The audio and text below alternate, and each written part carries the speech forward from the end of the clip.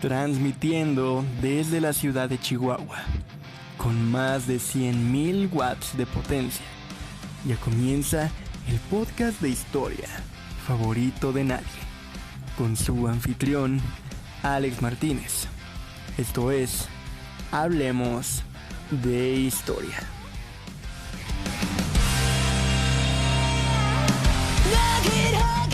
Bienvenidos y bienvenidas sean todos y todas, amigos y amigas, a este su podcast Hablemos de Historia, a un nuevo episodio. Ya estamos de regreso una semana más en esta tercera temporada que espero esté siendo de su agrado. Esta vez vamos a conocer una historia que por lo menos tendrá sangre y misterio.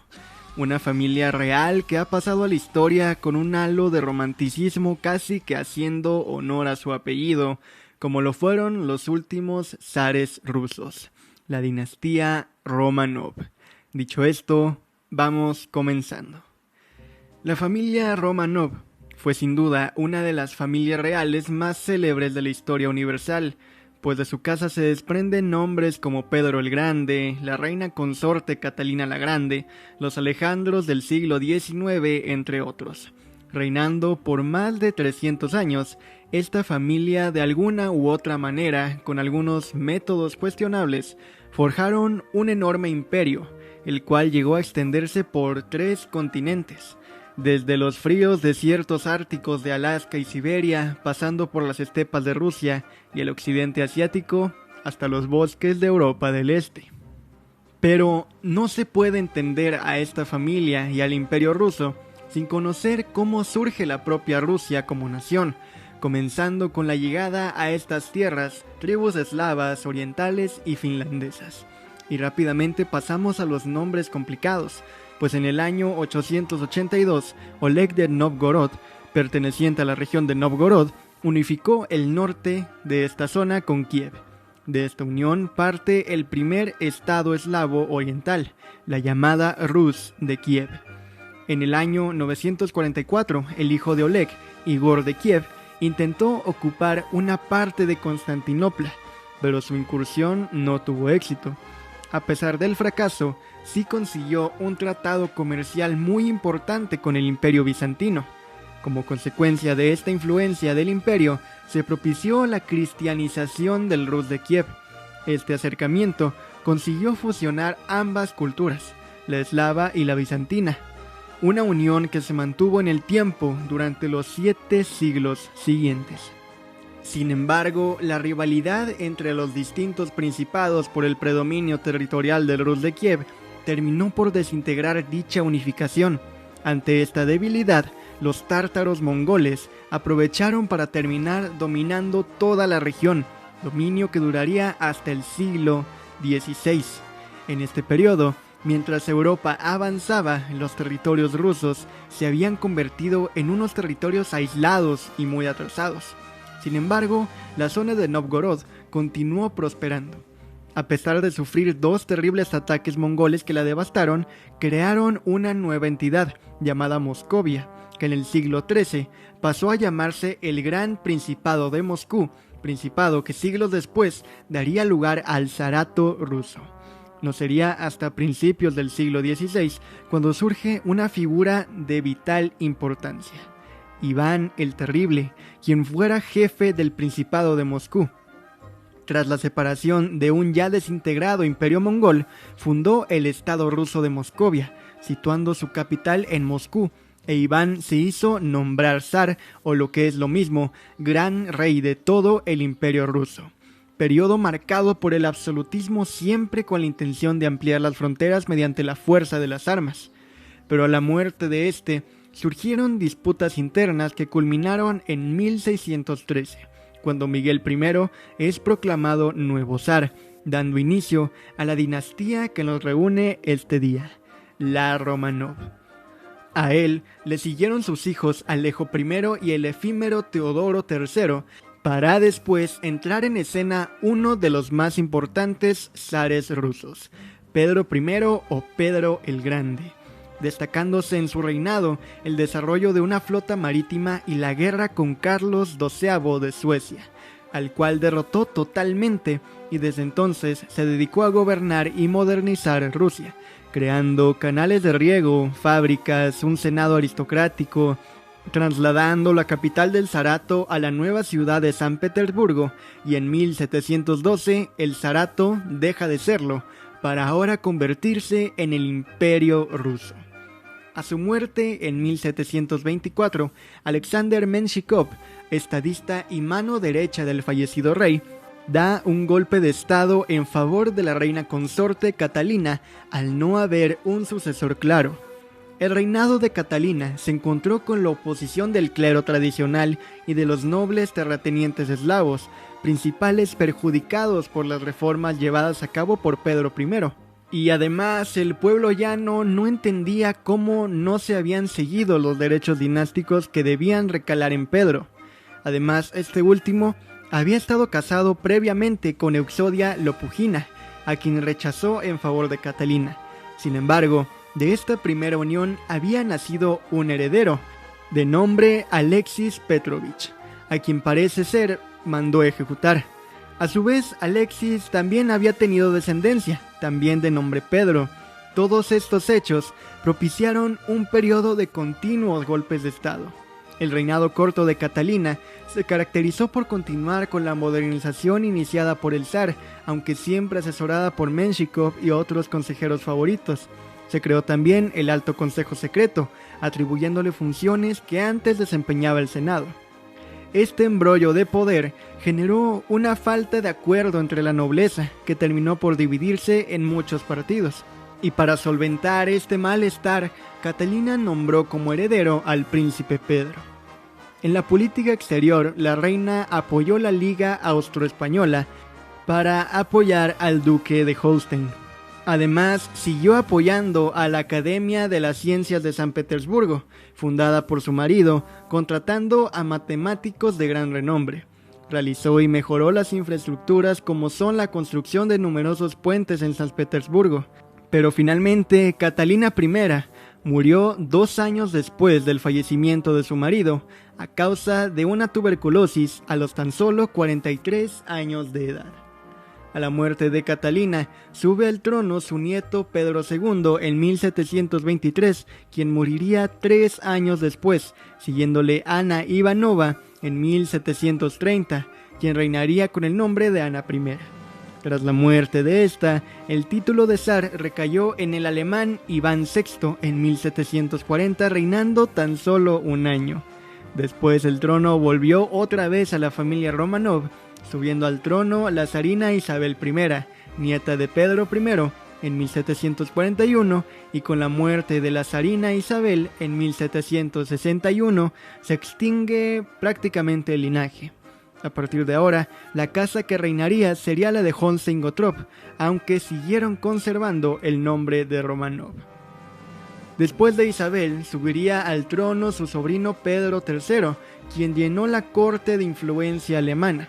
Su gran admiración por Federico II, el Grande de Prusia, significó también el fin de la Guerra de los 7 años. Sin embargo, y dependiendo de los historiadores, una conspiración de la nobleza y del clero, o bien de su mujer, obligó a Pedro a abdicar, alzándose en el trono su esposa Catalina II de Rusia en 1762, a pesar de que dinásticamente le tocaría reinar a su hijo Pablo I. Catalina, no obstante, le señaló como sucesor al trono, quien lo ocuparía en 1796, tras la muerte de su madre, aunque moriría hasta 1801 en una conspiración orquestada por su hijo, el príncipe Constantino, siguiéndole Alejandro I y a este su hermano Nicolás I. A partir de este momento, se vuelve al estilo de sucesión tradicional, pasando el título de zar de padres a hijos. Así, a la muerte de Nicolás I, le sucede su hijo Alejandro II en 1855, y luego Alejandro III en 1881. Como hemos visto hasta ahora, la historia rusa y de los Romanov efectivamente ha sido una de sangre, conjuras, traiciones y misterio, pero lo que verdaderamente les quiero contar es la historia de los 2 últimos zares, y en específico el último, Nicolás II, hijo de Alejandro III. Alejandro III nació en 1845 y originalmente no subiría al trono. Su hermano, el príncipe Nicolás, era el heredero, pero murió en 1865 de meningitis. Este hecho significó para Alejandro cambios en su educación. Mientras los grandes príncipes rusos sin derecho al trono se preparaban únicamente para la carrera militar, la educación del heredero suponía unos estudios mucho más extensos y a maestros más capacitados, entre ellos profesores de la Universidad de Moscú. El momento de Alejandro para subir al trono llegó el 14 de marzo del 81, tras el asesinato de su padre a manos de terroristas, mientras se dirigía a firmar unos documentos para proseguir con algunas reformas en pro de una futura monarquía constitucional. Una de sus primeras acciones en abril de ese año fue aprobar la inamovilidad del zar, echando para atrás las reformas de su padre. En 1887 sufrió un atentado en el mismo lugar a donde murió su padre, lo que endureció sus políticas contra los terroristas, capturando a los perpetradores del acto en su contra, entre los que se encontraban Alexander Ulyanov, hermano de un hombre muy importante también de esta historia, Vladimir Lenin. Finalmente, el zar ordenó la ejecución de Ulyanov y los demás conspiradores. Los años siguientes del reinado de Alejandro se vieron caracterizados por el autoritarismo, el aislamiento de las influencias europeas, el abandono de las reformas políticas y sociales y el impulso a la rusificación de los pueblos conquistados como Polonia y Finlandia. Un periodista británico escribió lo siguiente: Alejandro habla de sí mismo como de un buen comandante de regimiento. Su aspecto físico es el de un carnicero, fuerte y musculoso. De joven doblaba con las manos las cerraduras y con golpe de hombro rompía las puertas. Sin embargo, en 1885, el tren en el que el zar y su familia viajaban al sur de Rusia descarriló. La familia se encontraba en el vagón del restaurante, donde el techo se derrumbó sobre los comensales. El zar levantó los escombros y los sostuvo hasta que todas las personas abandonaron el vagón. Cuando en 1894 Alejandro III comenzó a sufrir agudos dolores renales, los médicos diagnosticaron que una de las causas de la enfermedad había sido el esfuerzo físico excesivo realizado durante el descarrilamiento. El 21 de septiembre de 1894, el emperador ruso llegó a su palacio de Livadia, en la península de Crimea. A las puertas le esperaba la compañía de fusileros imperiales, su guardia de honor. El zar estaba vestido con capote militar y los fusileros llevaban guerreras. Los estatutos militares exigían que todos los que participaran en el desfile debían estar uniformados de la misma forma. Hacía frío, el monarca tenía fiebre y la emperatriz María le pidió que permaneciera con el capote.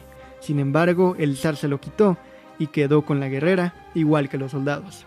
Alejandro III recorrió las filas mirando fijamente la cara de cada uno de los soldados. Después comenzó la marcha. Aquel sería el último desfile en honor al zar. Alejandro III falleció el 1 de noviembre de 1894 en Crimea, en el Palacio de Livadia. Tenía solo 50 años de edad. Su hijo Nicolás subiría al trono, comenzando la última sangrienta historia de los Romanov.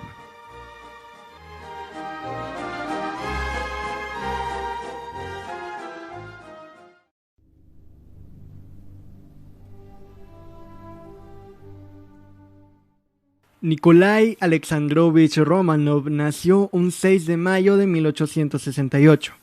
Nunca le interesó gobernar ni los asuntos de Estado, pero siendo el primogénito del emperador, a la muerte de su abuelo Nicolás I, se convirtió en zarevich, sellando su destino. Él y sus hermanos llevaron una educación estricta y pronto aprendió idiomas, geografía, incluso danza y otras materias, pero sobre todo sobre la autocracia.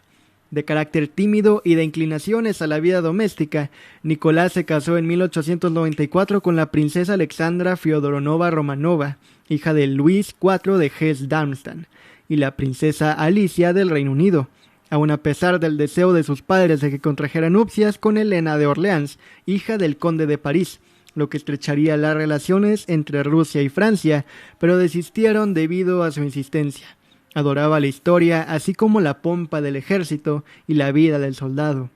El Kaiser Guillermo II lo describió como un personaje débil, aunque sin maldad, y a pesar de que su padre, Alejandro III, nunca se tomó el tiempo de prepararlo para tomar el papel de zar, Nicolás tenía una fe ciega en el poder absoluto y casi divino de los zares.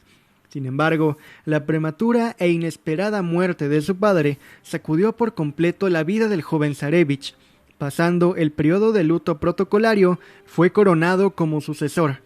En sus propias palabras, él dijo: No estoy preparado para ser zar, nunca quise serlo. No sé nada del arte de gobernar, ni siquiera sé la forma en que debo hablar a los ministros. Hasta incluso su propio padre dudaba de su habilidad para administrar y mantener un territorio de 23 millones de kilómetros cuadrados. Todo esto, ya costumbre en los Románov, generó intrigas en la corte y sobre todo sus tíos paternos trataron muchas veces con éxito de manipular al joven zar. Todo esto producto de su débil y poco avispado carácter. Afortunadamente, su esposa Alexandra lo aconsejó desde los primeros momentos que tomara las riendas firmes del poder y fortaleciera su carácter bondadoso y caballeresco, del que se aprovechaban a menudo sus parientes. De ella tendría 4 hijas, las duquesas Olga, Tatiana, María y Anastasia, y al final el heredero, el zarevich Alexei. Pronto, animado por sus consejos y su primo el Kaiser alemán, se esforzó por extender su influencia en Asia, rivalizando con las demás potencias de la época. Ordenó la intervención de Rusia en la guerra sino-japonesa de 1896, intervino en el establecimiento de la base de Port Arthur en 1894, en la ocupación de Manchuria en 1900 y combinó con los británicos el reparto de Persia en esferas separadas de influencia en 1907. Asimismo, fue uno de los principales promotores del desarme, reflejado en su papel como iniciador de las conferencias de La Haya de 1899 y 1907. Estableció excelentes relaciones con Francia, su más leal aliado, y con Alemania gracias a su estrecho parentesco con el emperador Guillermo II. Este último fue largamente su consejero de mayor confianza en materia internacional, aunque eso sí, muy manipulador. Resultaba evidente para cualquier operador político más sagaz que el zar que sus consejos estaban orientados a emplear la influencia rusa para controlar los intereses de otras potencias, muchas veces en beneficio directo de Alemania, y también socavar la alianza entre Francia y Rusia. Esta misma influencia por parte de Guillermo fue lo que llevó en 1905 a que, intentando contener el avance japonés en Manchuria, que amenazaba los puertos rusos orientales, Nicolás declarase la guerra a Japón. El zar pensó que obteniendo una fácil victoria sobre Japón, no solo lograría estabilizar la situación interna, sino que lograría una mayor preponderancia internacional con el prestigio de la victoria. Mal informado estratégica y conceptualmente de la situación militar y naval de Japón, no aquilató su propia situación en el frente oriental recién abierto, en especial a la incompetencia e inoperancia absoluta de los almirantes rusos que comandaban Port Arthur y Vladivostok. Sin declaración de guerra alguna, los japoneses asediaron y bloquearon estos 2 puertos, infligiendo una severa derrota a la flota rusa, parte de la cual quedó semi-hundida y encerrada en el puerto. La pérdida de unidades navales superó el 70%. El zar entonces, en un desesperado esfuerzo, movilizó a la flota del Báltico compuesta por buques de guerra inadecuados para navegar por alta mar en un gran periplo único en la historia, que los llevó a dar la vuelta a Europa y África, sosteniendo graves conflictos diplomáticos con Inglaterra. Su aliada Francia también le dio la espalda en el transcurso del accidentado viaje, y la flota solo fue abastecida por Alemania para, después de casi año y medio de navegación, llegar al estrecho de Tsushima, donde fue rápidamente derrotada por las fuerzas navales japonesas al mando de Heihachiro Togo.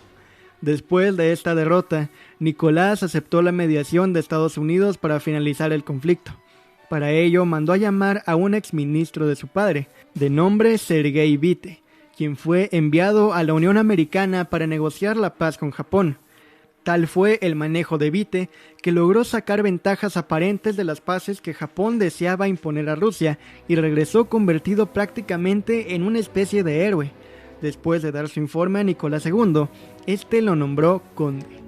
Sin embargo, ¿recuerdas que su padre Alejandro III y su abuelo Nicolás I sufrieron atentados en su contra? Pues evidentemente Nicolás recibió un imperio con un pueblo cada vez más descontento y sumamente empobrecido.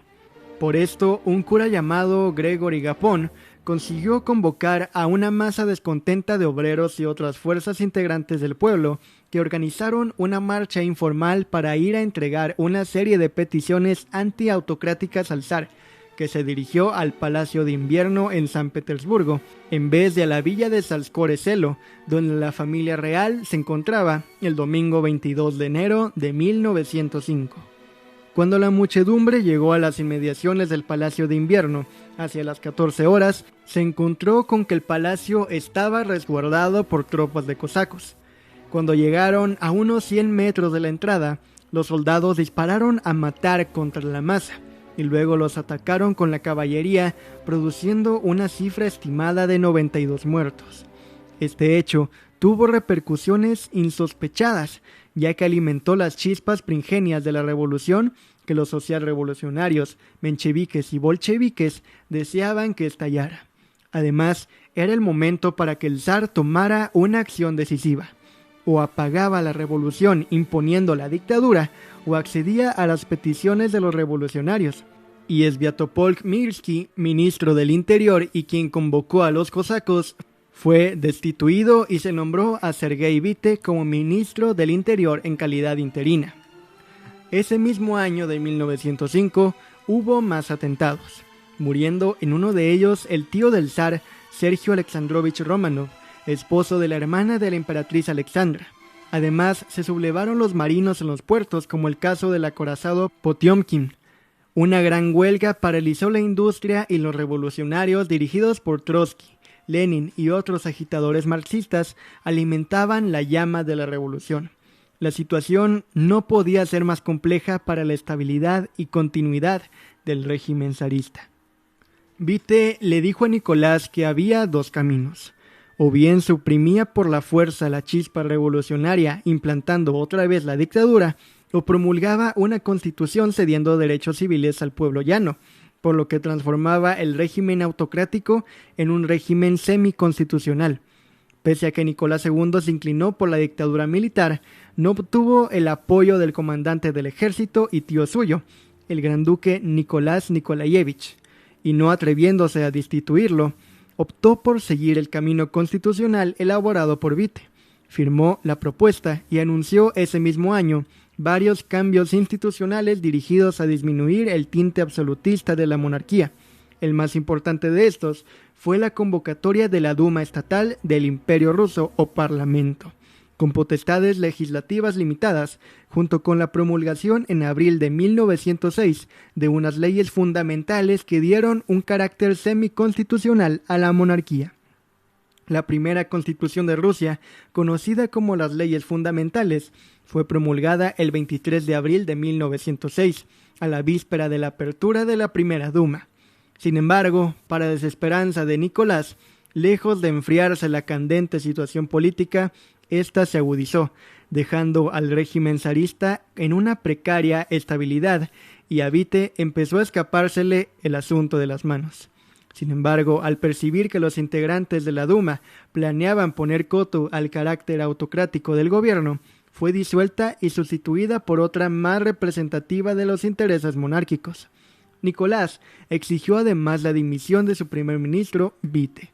Cuando su sucesor, Piotr Stolypin, disolvió poco después la Segunda Duma, modificando las leyes electorales para asegurarse una composición leal a los intereses zaristas, dejó al descubierto la continuidad del sistema autocrático. Además, con la represión de Stolypin, incluso Lenin vio peligrar la revolución que se venía gestando, trayendo un respiro a la monarquía que incluso llevó a una reforma agraria, que sumado a un periodo de inviernos benignos, dio calma al pueblo en años de buenas cosechas, favoreciendo la gestión y la imagen del zarismo. Sin embargo, un personaje sumamente místico y misterioso, emanado de la fría Siberia, llevaba ya un tiempo rondando los pasillos de los palacios imperiales, codeándose con el zar y la zarina y trayendo consigo un halo de superstición que llevaría a la familia imperial a una espiral del que difícilmente pudieron salir.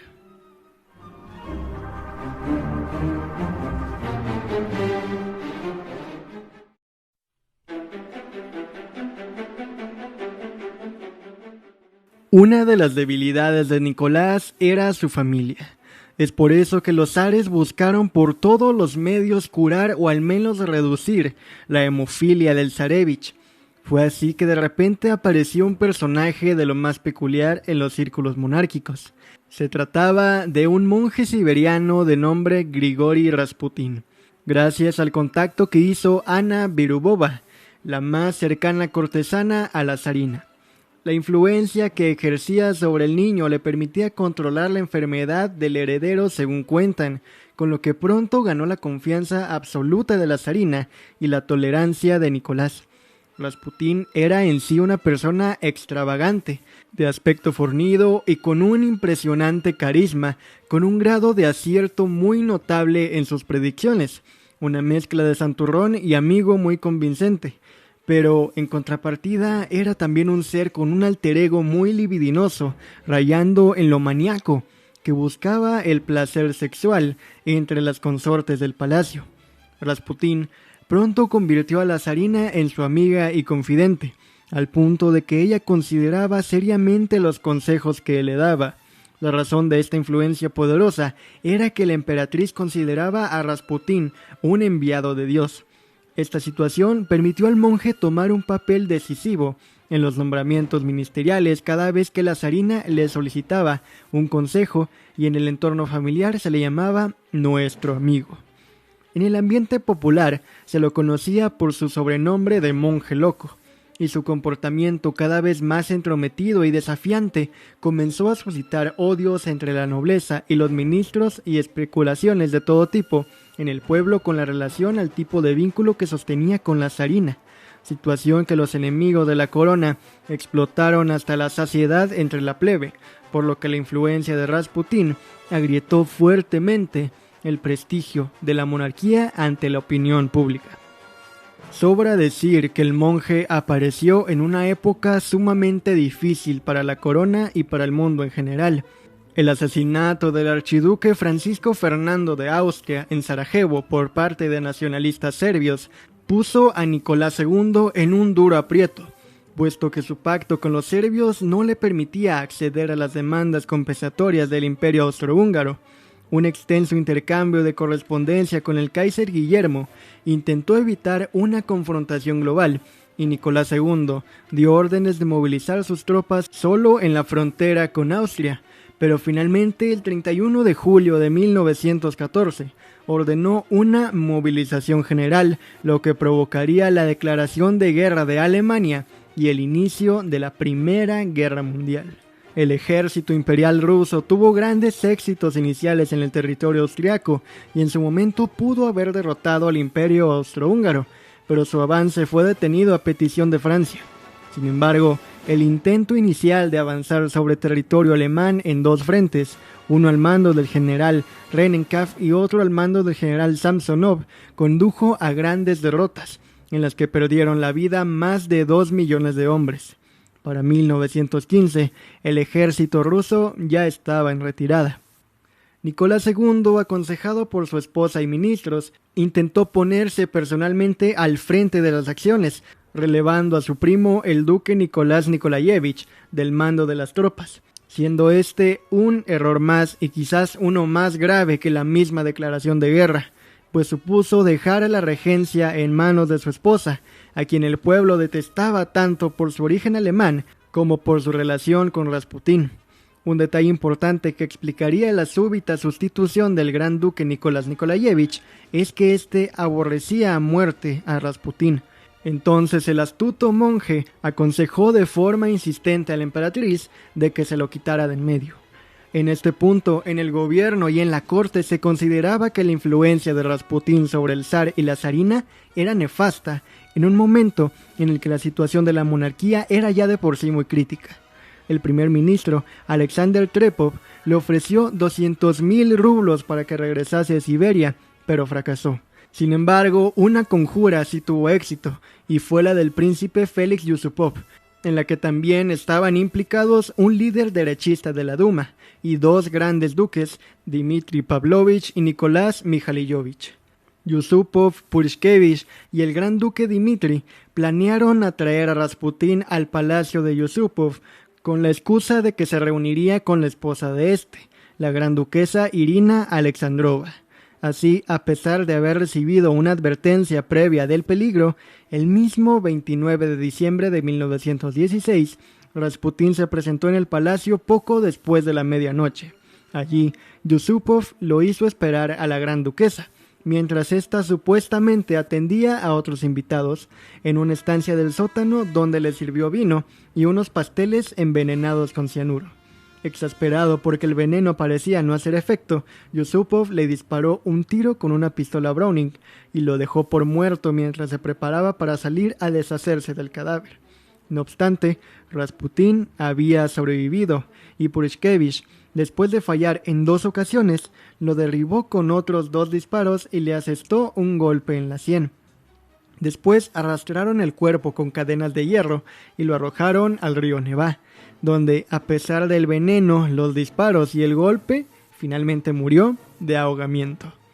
Un poco antes de morir, había dicho que sentía que no viviría más allá de enero de 1917, por lo que si era asesinado por el pueblo llano, el zar y su familia no tendrían que temer, pues reinarían por cientos de años. Mas si era muerto por nobles, cosa que finalmente pasó, no habría paz en Rusia por 25 años, y ni el zar ni sus hijos vivirían por más de 2 años, precediendo el destino de la familia real. En marzo de 1917, las condiciones se empeoraron aún más. Los trabajadores de las fábricas de acero convocaron una huelga el 7 de marzo y al día siguiente, multitudes hambrientas comenzaron a ocupar las calles de San Petersburgo para protestar contra la escasez de alimentos y la guerra. Después de 2 días de disturbios, Nicolás ordenó al ejército restablecer el orden y el 11 de marzo, el ejército disparó contra la multitud. Ese mismo día, la Duma Imperial de Rusia, el cuerpo legislativo elegido, presionó al zar a adoptar una posición en la mejora de las condiciones de vida de la gente, pero él respondió disolviendo la propia Duma. El 12 de marzo, los soldados enviados a sofocar a los rebeldes se amotinaron y se unieron a la revolución, proporcionando la chispa que inició la Revolución de Febrero. Los soldados y trabajadores formaron el Soviet de Petrogrado, compuesto por 2.500 diputados electos, mientras que la Duma Imperial de Rusia declaró el gobierno provisional el 13 de marzo. Alexander Kerensky fue una pieza clave en el nuevo régimen. La Duma entonces informó al zar que ese día tendría que abdicar. A Nicolás le fue concedido permiso para volver al palacio de Alejandro en Tsarskoye Selo, donde fue puesto bajo arresto domiciliario junto a su familia. A pesar de que el rey Jorge V del Reino Unido fuese primo tanto de Alejandra como de Nicolás, se negó a concederles la oportunidad de emigrar al Reino Unido, ya que se alarmó por su impopularidad en el país y el impacto potencial sobre su trono que tendría la estancia de la familia imperial rusa en suelo británico. El plan secreto original del Comité Ejecutivo Central era trasladar al zar a Moscú, donde León Trotsky quería realizar un gran juicio público contra él. Sin embargo, los bolcheviques de la cercana Ekaterimburgo, a cuyo frente estaba el dirigente del Soviet de los Urales, Philip Goloshkin, eran conocidos por su radicalismo y aspiraban a hacerse con el control del zar para encarcelarlo o ejecutarlo ellos mismos. En vista de ello, a principios de abril, Yakov Sverdlov, un dirigente bolchevique perteneciente al círculo íntimo de Lenin, ordenó al comisario Vasily Yakovlev que se hiciera cargo de la familia imperial e intentara llevarlos sanos y salvos a la capital.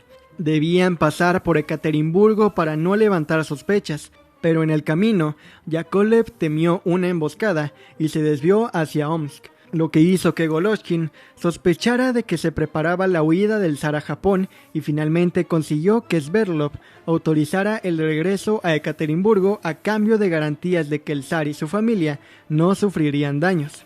El zar y la zarina llegaron a Ekaterimburgo el 30 de abril de 1918 y sus hijos, que habían viajado por separado, se reunieron con ellos el 23 de marzo. Todos fueron llevados a la casa de un hombre de negocios local, Nikolai Ipatiev, que había sido requisada el día anterior. El trato que recibieron empeoró considerablemente en comparación con sus anteriores destinos. Se saquearon sus pertenencias y debían permanecer recluidos en sus habitaciones.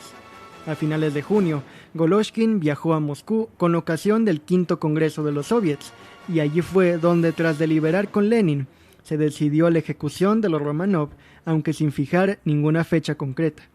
Así, el 4 de julio, la checa local, al mando de otro hombre de confianza de Lenin, Yakov Yurovsky, asumió la responsabilidad de la vigilancia de la casa de Ipatiev. Mientras tanto, la situación en la región había empeorado gravemente para los bolcheviques, y en vista de que la misma Ekaterimburgo estaba en grave peligro ante el ataque de la legión checoslovaca, el 16 de julio, Golovkin le envió a Zinoviev un telegrama cifrado con destino a Sverdlov y Lenin, solicitando la ejecución inmediata de la familia real. La respuesta afirmativa de Moscú, es posible que proveniente directamente de Lenin, llegó ese mismo día. Hacia medianoche, Yakov Yurovsky, el comandante de la Casa del Propósito Especial, ordenó al médico de los Romanov, el doctor Eugen Vodkin, que los despertara y les ordenara vestirse con el pretexto de que iban a ser trasladados a un lugar más seguro ante el inminente caos que reinaría en Ekaterimburgo. Los Romanov fueron llevados a un semisótano de 6 por 5 metros. Pronto Yurovsky apareció y leyó la sentencia de muerte a una confundida familia real. Nikolai Alexandrovich, en vista del hecho de que tus parientes continúan atacando a la Rusia soviética, el Comité Ejecutivo de los Urales ha decidido ejecutarte. La confusión inundó la habitación mientras los verdugos preparaban, apuntaban y finalmente disparaban. La princesa Olga, según el testimonio de uno de los guardias, intentó persignarse, pero no lo consiguió al iniciarse el fusilamiento. Según los relatos, Yurovsky apuntó su arma hacia el torso de Nicolás y disparó. Este cayó muerto. A continuación disparó a Alexei. El resto de los ejecutores comenzaron entonces a disparar caóticamente hasta que todas las víctimas cayeron al suelo. Posteriormente, los cuerpos fueron llevados en camiones y depositados en una mina abandonada. Al día siguiente, Yurovsky, temiendo que el rumor sobre el fusilamiento indujera a recuperar los cuerpos, ordenó su traslado y la destrucción de los cadáveres por fuego y ácido y que se arrojasen a una mina en las afueras de la ciudad. Así, en un sangriento abrir y cerrar de ojos, se extinguió la llama de los Romanov, quienes por más de 300 años gobernaron uno de los más grandes imperios del mundo, nunca libres de escándalos, conjuras y sobre todo sangre. Su caída significó el fin de una era, pero poco tiempo después otro autócrata tomaría el poder del desaparecido Imperio Ruso, ahora convertido en la Unión de Repúblicas Socialistas Soviéticas.